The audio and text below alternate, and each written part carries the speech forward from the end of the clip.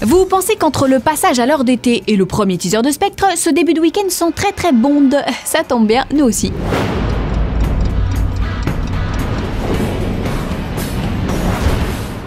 Que se passe-t-il dans la galaxie lointaine? Entre les spin-offs, les dates, les titres, les rumeurs de casting, ça commence à devenir un petit peu compliqué de s'y retrouver. Je vous propose donc de faire le point. À moins que vous ayez été enlevé par des Stormtroopers et enfermé dans une grotte ces 2 dernières années, vous savez que Star Wars 7, le réveil de la Force, débarque dans nos salles le 18 décembre 2015. Jusque-là, rien de nouveau. Vous savez également qu'entre les épisodes 8 et 9 prévus pour 2017 et 2019, Disney et Lucasfilm s'attelleront à des spin-offs. Et le premier film dérivé de l'univers, c'est Star Wars Rogue One, attendu dans les salles le 16 décembre 2016. Star Wars Rogue One sera réalisé par Gareth Edwards, le papa de Godzilla. On sait aussi que Felicity Jones tiendra le premier rôle féminin et que le français Alexandre Desplat remplacera le mythique John Williams à la partition. Ce que l'on ne sait toujours pas, en revanche, c'est le nom du comédien qui pourrait tenir le rôle principal. Depuis que le film a été évoqué, on entend parler d'Aaron Paul, du Kingsman Taron Egerton.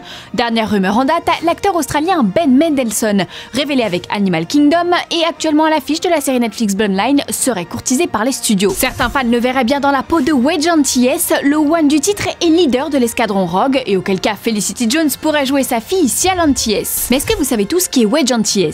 Et bien après la bataille de Yavin et la destruction de l'étoile noire par les X-Wing, les survivants du raid sont sélectionnés pour constituer un escadron d'élite, la fine fleur des pilotes de la rébellion intitulée l'escadron Rogue. Parmi eux, Luke Skywalker bien sûr, mais aussi Wedge Antilles, le seul pilote à avoir survécu aux destructions des 2 étoiles de la mort coup sur coup. Alors ces théories sont bien évidemment à prendre avec des grosses pincettes, hein. Ben Mendelsohn n'a rien signé et le script n'a pas encore fuité. Tout est encore possible donc, et puis comme dirait Yoda... Difficile à voir. Toujours en mouvement est l'avenir.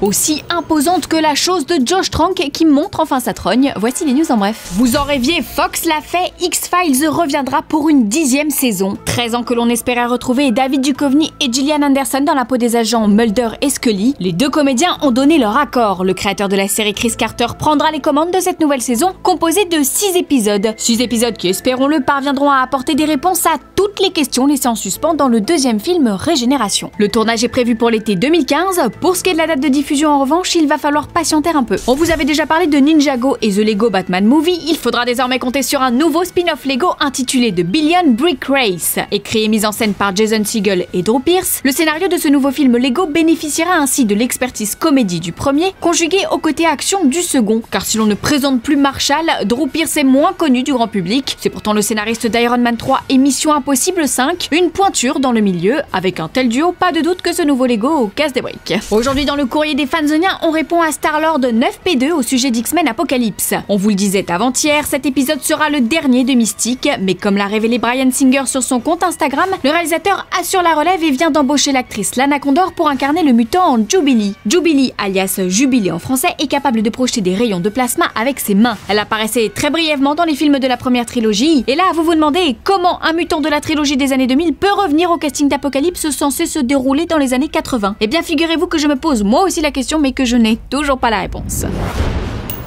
Fanzone, c'est fini pour aujourd'hui, mais vous pouvez nous retrouver sur YouTube en vous abonnant à la chaîne Fanzone et à la chaîne Allociné.